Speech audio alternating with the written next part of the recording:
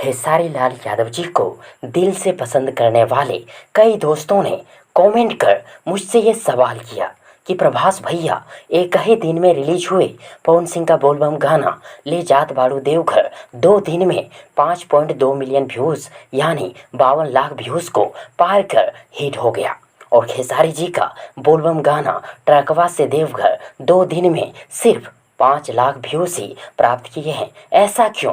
क्या खेसारी लाल यादव जी का खेसारी भैया का स्टारडम खत्म हो गया? क्या खेसारी भैया का गाना सुनना देखना अब पसंद नहीं करने लगे लोग? तो सुनिए, ऐसी बात नहीं है। हाँ, दो बहुत बड़ा वजह है जिसके चलते खेसारी लाल यादव जी के गानों में कम व्यूज़ आ रहे हैं, कम व्यूज़ मिल रहे हैं।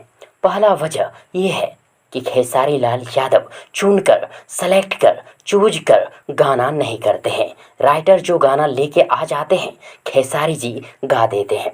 खेसारी लाल यादव भोजपुरी इंडस्ट्री के सबसे अधिक फेमस गायक है, तो खेसारी जी को चुन चुन कर सेलेक्ट कर गाना करना चाहिए, सॉन्ग गाना चाहिए। और दूसरा सबसे बड़ा वजह, खेसारी लाल यादव अपने गानों को स्पेशल तरीके से नहीं लाते हैं। गाने का पोस्टर आया, गाने का अपडेट आया, 1 घंटे में टीजर आ गया, अगले 10 घंटे में गाना रिलीज भी हो गया, फिर कुछ ही देर में अगले गाने का पोस्टर। देखिए, मैं खेसारी जी को ज्ञान नहीं दे रहा हूँ। खेसारी जी जो कर रहे हैं वो सब ठीक है, सही है, लेकिन खेसारी जी को थोड़ा सा बदलाव करना चाहिए। पहला, चुन चुन कर गाने करने चाहिए।